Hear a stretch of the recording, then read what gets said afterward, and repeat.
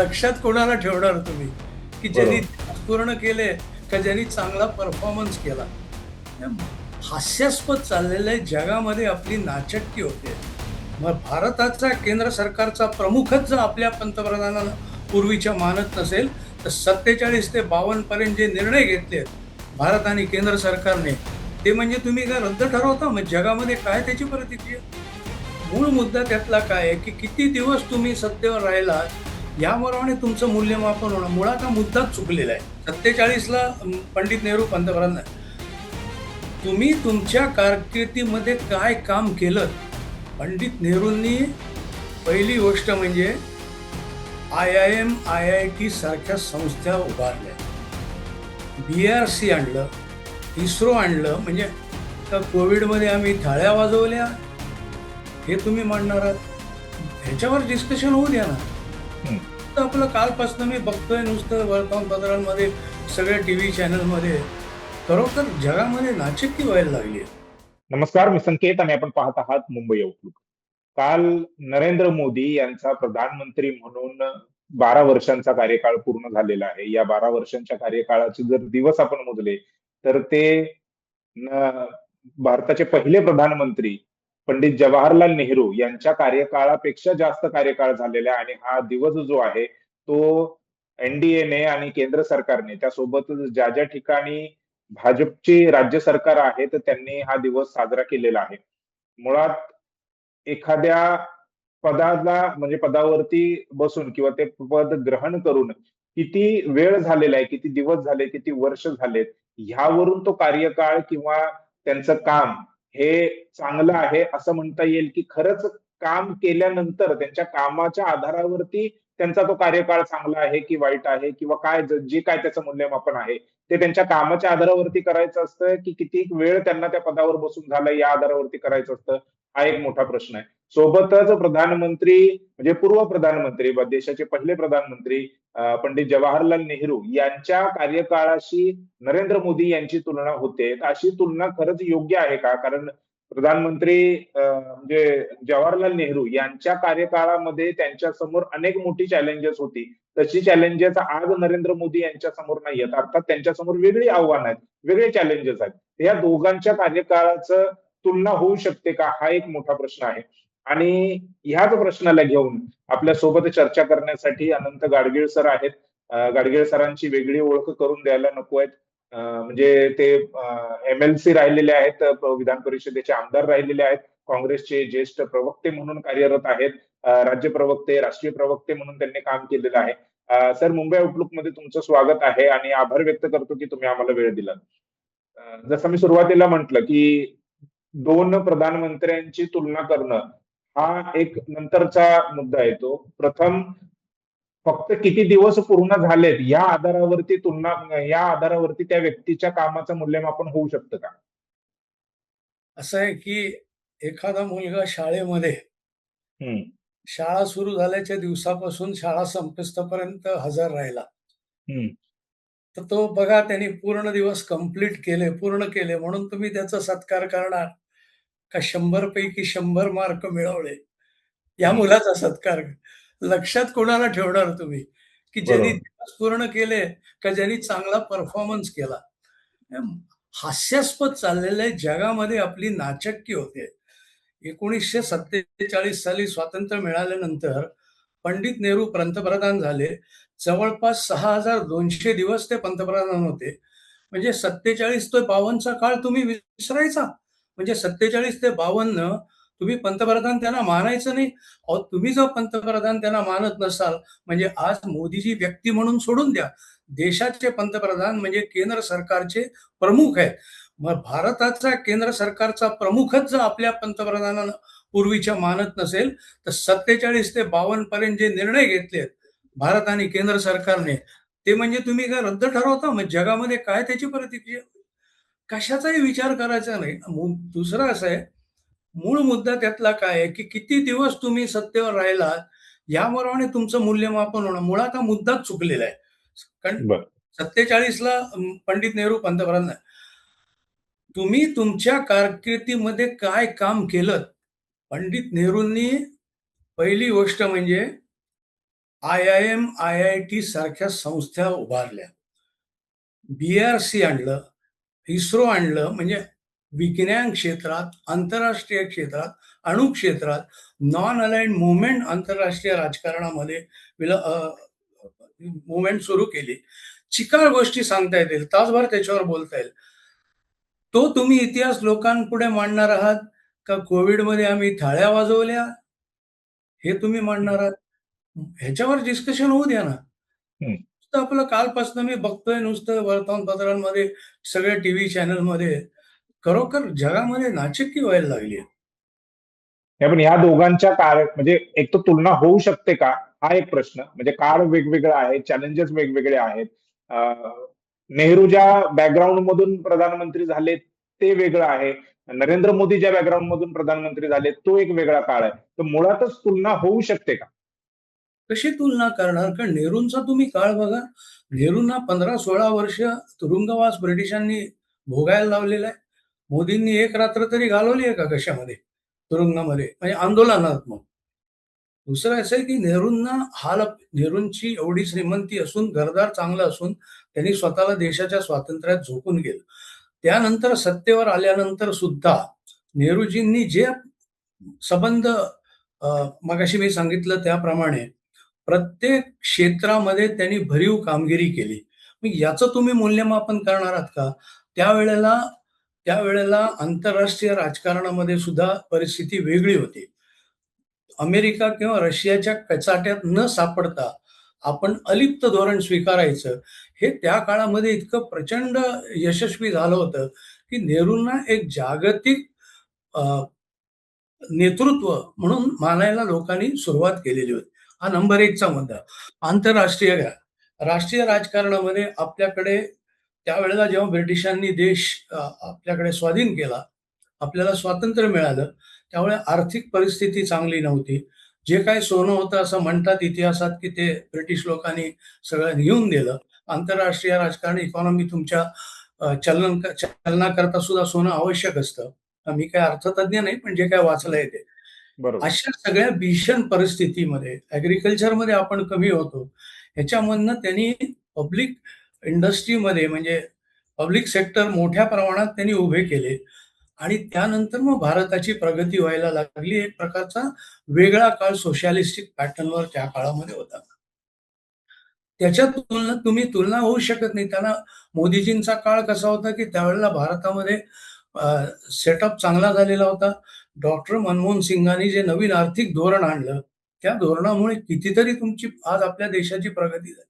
आज तुम्ही बघा, उदाहरण द्यायचं झालं, मी मागे एका लेखात लिहिलं, की एक जमाना आपल्याकडे आणि त्याला दोष काँग्रेसला देता येत नाही, कारण आपण ब्रिटिशांच्याकडून आपण सत्ता घेतली आणि मग पुढे ती राबवून त्यातनं विकास केला.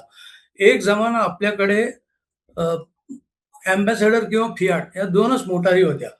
म्हणजे मोटारी ही त्या काळामध्ये ठीक आहे म्हटलं जाईल की श्रीमंतांची आहे, पण आज मध्यम वर्गाची सुद्धा आवश्यकता झालेली आहे मोटर म्हणून.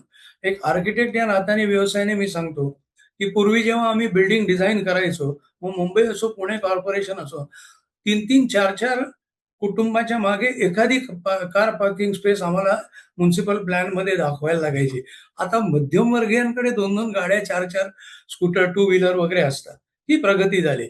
एक जमाना फोन करायचं म्हटलं तर ट्रंक कॉल लावायला लागायचा, 1-1 तास लागायचा. आज मोबाईलवरून तुम्ही अख्ख्या जगाशी संपर्क साधताय. हे सगळं कोणी क्रांती केली? कॉम्प्युटर. त्यावेळेला जेव्हा कैलासवासी राजीव गांधींनी कॉम्प्युटर जमाना आणायचं ठरवलं, त्यावेळेला दिवंगत नेते विरोधी पक्षाचे त्यांनी सांगितलं होतं, की आम्ही कॉम्प्युटर येऊ देणार नाही. आम्ही आंदोलनं करू. आणि आज काय झालं? आज अख्खा भारत जवळपास कॉम्प्युटरवर सगळं बँकांचे व्यवहार बघा, आज सगळे ऑनलाईन कॉम्प्युटरवर चाललेले आहेत.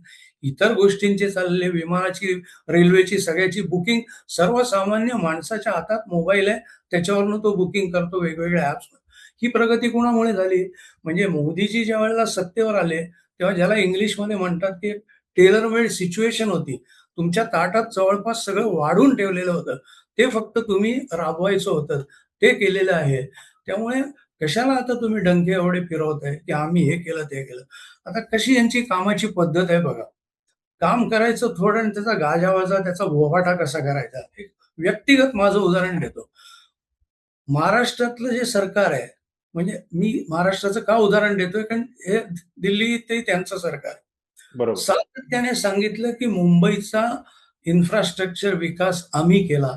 कोस्टल रोडची कल्पना आम्ही मांडली, मेट्रो आम्ही आणली, सगळं आम्ही आणलं. पहिली दिल्लीमध्ये कैलासवासी शीलाताई दीक्षित ज्या वेळेला मुख्यमंत्री होत्या, त्यांनी दिल्लीची मेट्रो आणली त्या ठिकाणी. आता महाराष्ट्राचं जर बोलायचं झालं, 1997 साली मी प्रेस कॉन्फरन्समध्ये पुरावे दाखवले. बरं. 1997 साली टाइम्स ऑफ इंडियाने एक टाउन प्लॅनिंग विषयातला, त्यांच्या म्हणण्याप्रमाणे मी तज्ज्ञ म्हणून, जवळपास 7-8 महिने दर आठवड्याला माझा एक लेख टाइम्स ऑफ इंडिया मुंबईमध्ये मुंबईच्या नागरी प्रश्नावर प्रसिद्ध झालेला आहे. त्यामध्ये मी स्वतः कल्पना पहिली मांडली की समुद्रातनं, आज मुंबईला एवढा मोठा समुद्र किनारा आहे, तेव्हा समुद्रातनं रस्ता काढा, कारण उद्या मोटारी वाढणार आहेत, वाहनं वाढणार आहेत. आत्ताच त्याचं प्लॅनिंग करा आणि ते कसं करायचं ह्याचेही मी डिटेल संबंध लेखात दिले होते. तसं त्यांनी केलं नाही.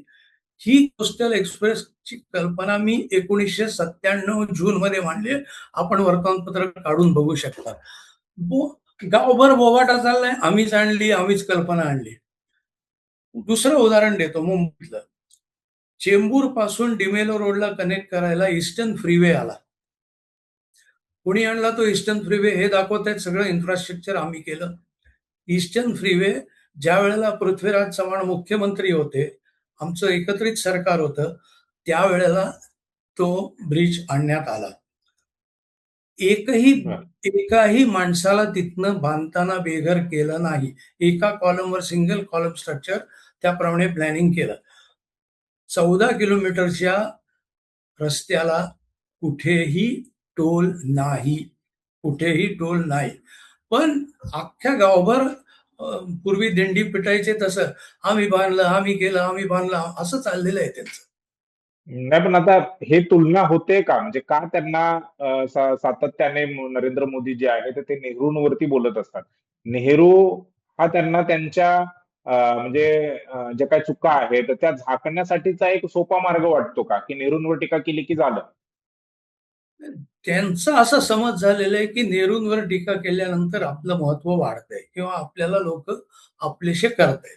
पण त्यांना हे लक्षात येत नाही की हळूहळू लोकमत त्यांच्या विरुद्ध चाललेलं आहे. आणि राजकारणात असं असतं की एक ठराविक मर्यादापर्यंत टीका केली. विरोधी पक्षाचं तर आमचं कामच आहे टीका करणं. पण तरी सुद्धा एका ठराविक विशेष मर्यादेच्या पलीकडे जाऊन तुम्ही सातत्याने एकाच विषयावर टीका करायला लागलात, तर सर्वसामान्य जनता स्वीकारत नाही, हे लक्षात घ्या. शेवटी लोक जेव्हा तुम्हाला मतदानाला येतात, लोक तुमचं मूल्यमापन करतात, तुमच्या परफॉर्मन्सचं अनालिसिस करतात, त्यावेळेला लोक म्हणतात 5 वर्षात किंवा 10 वर्षात तुम्ही काय केलं? याचा आलेख तयार करायला सुरुवात. त्यावेळेला काय होतं बघा. आता मी तर, माझी तर भाजपच्या नेत्यांना, जर तुम्ही विश्वगुरूंचे विश्वविक्रम वगैरे जी काय सगळ्या उपमा देताय, मग मौन व्रत एक तप धारण केलं, याच्याबद्दल सुद्धा विश्वविक्रम केला, याच्याबद्दल तुम्ही सगळीकडे कौतुक करा ना मोदी. म्हणजे प्रेस कॉन्फरन्स अजून एकही घेतलेली नाहीये त्याबद्दल बोलताय? हे नुसती प्रेस कॉन्फरन्स नाही. आता मौन व्रत कसं ते तुम्हाला एक तपातलं सांगतो. हं. आज लाखो विद्यार्थ्यांचं नीटच्या परीक्षेमध्ये नुकसान झालेलं आहे. हा, एक तरी पंतप्रधानांचं स्टेटमेंट आलं का या विषयावर, सरकार प्रमुख म्हणून? आज नव्हे, हरियाणामध्ये 4 वर्षापूर्वी पेपर फुटले होते, बिहारमध्ये फुटले होते. म्हणजे आजचं प्रकरण नाहीये.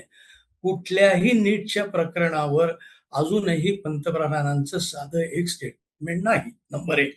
नंबर 2, मणिपूर जळत होता. किती वेळा पंतप्रधान गेले तिथे? आणि त्या उलट विरोधी पक्षनेते राहुल गांधी अनेक ठिकाणी जिथे क्रायसिस आले तिकडे धावून गेले. बेलशीचं हत्याकांड झालं, चिखलातनं हत्तीवरनं इंदिराजी गेल्या, आठवत असल्यास तुम्हाला.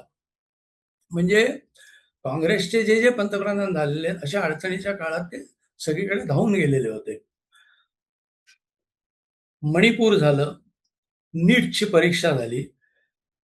अनेक अशी उदाहरणं देता येतील की जिथे आंदोलनं झाली, जिथे समस्या गंभीर झाल्या, नॅचरल कलॅमिटीज म्हणा, कुठल्याही बाबतीमध्ये पार्लमेंटमध्ये साधं निवेदन सुद्धा प्रधानमंत्र्यांनी केलं नाही. जी अपेक्षा असते त्यांच्याकडनं केली. आणि ज्या डॉक्टर मनमोहन सिंगांना याच भाजपच्या मंडळींनी मौनी बाबा म्हणून टीका केली, त्या डॉक्टर मनमोहन सिंगांनी जवळपास आपल्या पंतप्रधान पदाच्या काळामध्ये 12 ते 15 प्रेस कॉन्फरन्सेस केल्या. इतकंच नव्हे, तर मी स्वतःला नशीबवान समजतो, की डॉक्टर मनमोहन सिंगांची एक प्रेस कॉन्फरन्स, पत्रकार परिषद मुंबईतल्या क्रिकेट क्लब ऑफ इंडियाच्या हॉलमध्ये आयोजित करायची जबाबदारी मला पक्षाने त्या काळात दिली होती. मी माझं भाग्य समजतो. आज किती प्रेस कॉन्फरन्स झाल्या पंतप्रधानांच्या? नाही, पण प्रेस कॉन्फरन्सचा आग्रह का आहे? म्हणजे नरेंद्र मोदी त्यांच्या रेडिओवरती जी मन की बात आहे त्याच्यावरून ते बोलतात. वेगवेगळ्या निवडणुकांच्या वेगवेगळ्या राज्यांच्या ज्या निवडणुका होतात तर त्याच्यामध्ये थेट जनतेशी संवाद साधतात. तर प्रेस कॉन्फरन्सची काय गरज आहे? प्रधानमंत्री आपलं जे म्हणणं आहे ते मांडतातच ना. असं आहे की मन की बात मध्ये तुमचा वन वे ट्रॅफिक आहे. बरोबर आहे. हम्म. तुम्ही बोलता, जनता ऐकते. पण जनतेचे जे प्रश्न आहेत, जनतेची जी इच्छा आहे की आम्हाला तुम्हाला ते विचारायचंय, ती संधीच 12 वर्षात 14 वर्षात मिळालेली नाहीये. ती संधी कुठे? तर पार्लमेंटमध्ये सुद्धा महत्वाच्या डिबेटवर पंतप्रधान येतच नाही. जसं क्रिकेटमध्ये हिट अँड रन, शेवटच्या दिवशी यायचं, भाषण करायचं, हिट अँड रन करायचं, निघून जायचं. म्हणजे उत्तराला पंतप्रधान मग ते कामगिरी सोडायची अमित शहांवर.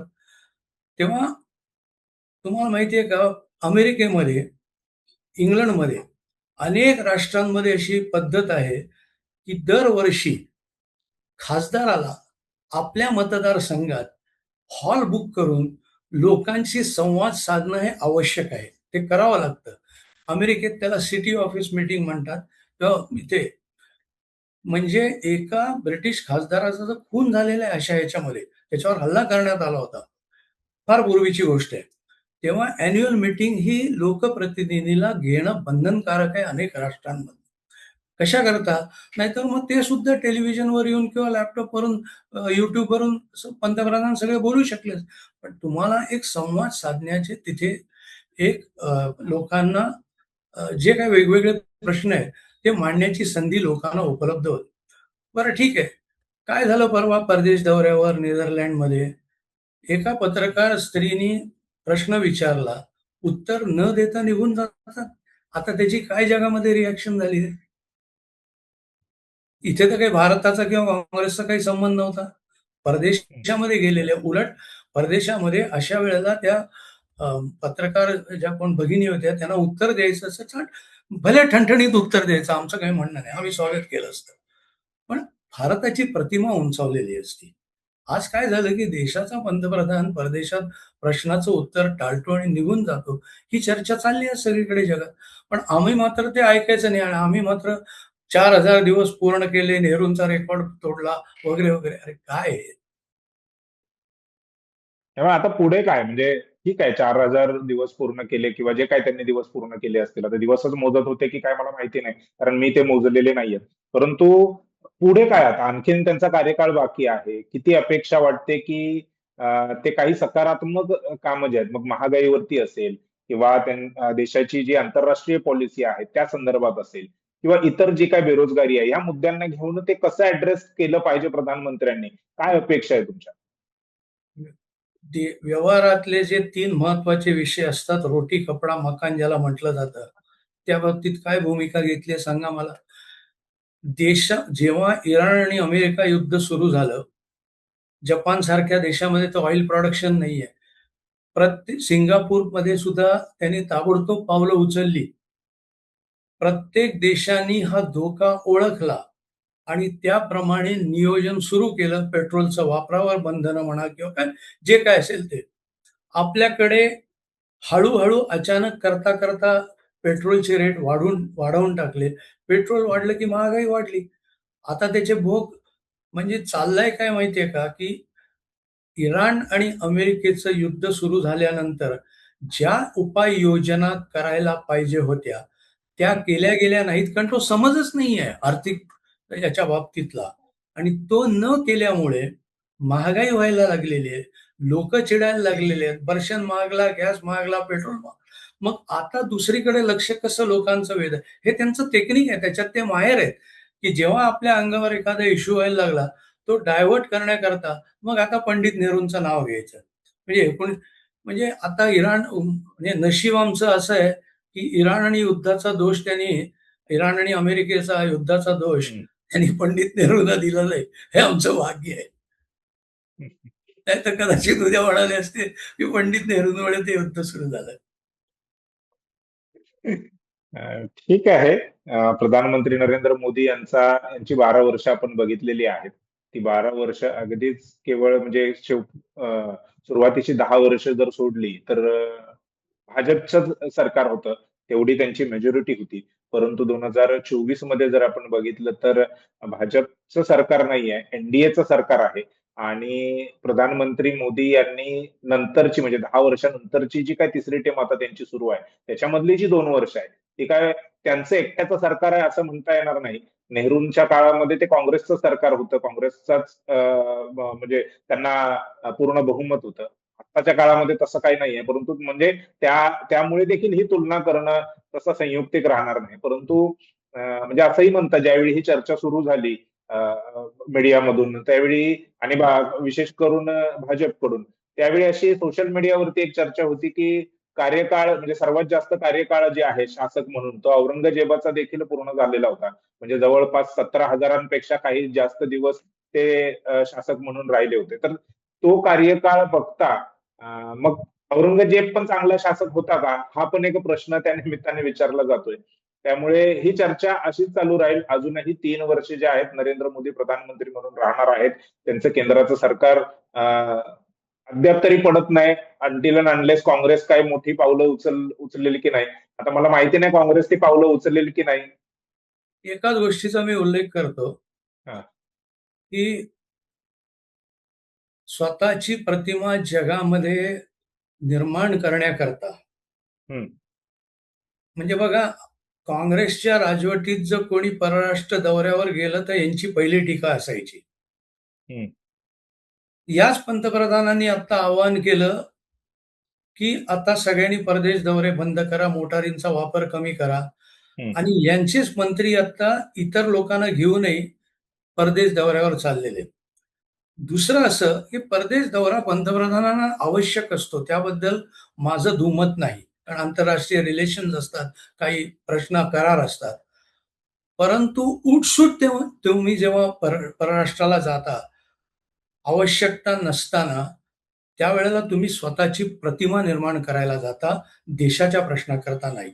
आणि त्याचा जो खर्च आहे ना, तो आता एक रफ आकडेवारी आता आलेली आहे चर्चेत, 750 कोटीच्या वर गेलेला आहे. मग हे 750 कोटी जे एक्स्ट्रा प्रतिमेकरता घालवलेत परदेश दौऱ्यावर, ते तुम्ही गॅस सिलेंडर कमी करता वापरले येऊ शकला असतात. पेट्रोल कमी करायला वापरू शकला असतात. शेतकऱ्यांच्या आत्महत्या आहेत, शेतकऱ्यांना काहीतरी सूट द्यायला आवश्यकता असतात. म्हणजे तुम्ही जर बघितलं, आज पुण्यातलं उदाहरण घ्या. पुण्यात नॅशनल डिफेन्स हे जे सगळं सांगतात ना युद्धाच्या बाबतीत, की आम्ही ऑपरेशन सिंदूर केलं, ह्याव केलं, त्याव केलं. एनडीए कोणी आणलं हो? पंडित नेहरूंचं मन माझ्या आजोबांनी वळवलं काकासाहेब बाळगे आणि मग त्यावेळेला कॅबिनेटचा निर्णय झाला. त्यानंतर निर्णय झाला. पुण्यामध्ये एनडीए आलं. त्याला वेगवेगळी कारणं आहेत. त्याच्यावर वेगळं बोलता येईल. एक उदाहरण तुम्हाला दिलं, की हे अगदी दाखवतात, की आम्हीच सगळं लष्कराचं केलं, आम्हीच सगळं केलं.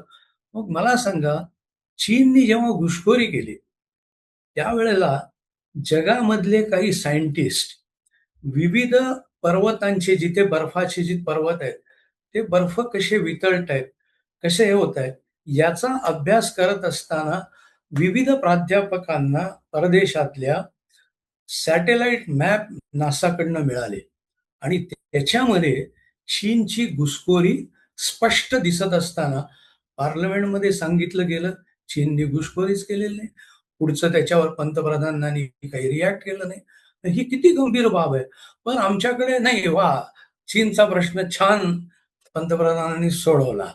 आमच्याकडे पेट्रोलचा प्रश्न हे दररोज आपलं वर्तमानपत्र हल्ली तुम्ही जर आज तरुण पिढी बघितली, तर तरुण पिढी का वर्तमानपत्र कमी वाचायला लागली?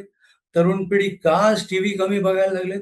ते मोबाईलवर फक्त ऑफिसला जाताना हेडलाईन वाचतात आणि बंद करतात. आमच्यासारखे आहेत की आम्हाला उत्तरं द्यावी लागतात म्हणून आम्हाला 8-8, 10-10 पेपर दररोज वाचाल. का तरुण पिढी हे करत नाही याचा कोणी विचार केलाय का? कारण त्यांना कळून चुकलेलं आहे की हे सगळं आता उद्या त्यांना भोगायचं आहे नवीन पिढीला. आणि आम्ही इकॉनॉमी एवढी 7% वर कुठं आहे तुमचं? जीडीपी क्रॉस केलाय का? जगामध्ये कितव्या नंबरवर आलाय जीडीपी? याचा विचार केलाय का? की कशाचाही असे कुठलेही अडचणीचे मुद्दे आले ना, की कुठे थाळी वाजव, तर कुठे नेहरूंना दोष दे. गेले 10-12 वर्ष हेच चाललंय आणि पुढची जी काही 1-2 वर्ष उरलेली आहेत, तुम्ही प्रश्न विचारलात, हे असंच चालणार, काही फरक होणार नाही. आणि अगदी आम्ही किती जरी कॉन्फिडेंटली म्हणायला गेलो, की लोकं कंटाळलेत, पुढली निवडणूक आता आम्ही जिंकू, तरी लोकांच्या मनात शंका येते. तुम्ही काही म्हणालात, तरी इलेक्शन कमिशन जोपर्यंत निर्णय घेत नाही, की बॅलटवर मतदान, तोपर्यंत तुम्ही जिंकणार का? अशी जनता आता आम्हालाच उलटा प्रश्न विचारते. नक्कीच सर. खूप म्हणजे खूप खूप काही बोलता येईल प्रधानमंत्री नरेंद्र मोदी यांच्या 12 वर्षाच्या कार्यकाळामध्ये. त्यांनी काय कामं केलीत, काय राहून गेलीत, काय चुका केल्यात, अ, ह्या विषयावरती. परंतु अर्ध्या एका तासाच्या चर्चेमध्ये त्या सर्वच गोष्टींवरती बोलणं हे प्रॅक्टिकल नाहीये. तुमच्याही वेळेची मर्यादा आहे, आमच्याही वेळेची मर्यादा आहे. परंतु एक गोष्ट सातत्याने म्हणजे ज्यावेळेला नेहरू आणि नरेंद्र मोदी यांची तुलनाच होते, तर एक गोष्ट मला आठवते की पंडित नेहरू यांनी जशी अ, पहिली जनगणना जी होती ती जातीच्या आधारावर होऊ नये असा जो निर्णय घेतला आणि इंग्रजांच्या काळापासून जी जात आधारित जनगणना होत होती ती बंद केली, ओबीसींची जाती आधारित जनगणना होत नव्हती. तोच निर्णय नरेंद्र मोदी यांनी देखील घेतलेला आहे आणि ते देखील ओबीसींची काही जातीच्या आधारावरती जनगणना करत नाहीये. त्यामुळे या दोन गोष्टी ह्या एका गोष्टीवर दोघांची पॉलिसी जर तुलनाच करायची झाली तर दोघांची सेम पॉलिसी असं मला वाटतं. सर, तुम्ही वेळ दिलात, आभार, धन्यवाद आणि पुन्हा एकदा वेळ द्याल अशी आशा आणि अपेक्षा आहे. नमस्कार. थँक्यू.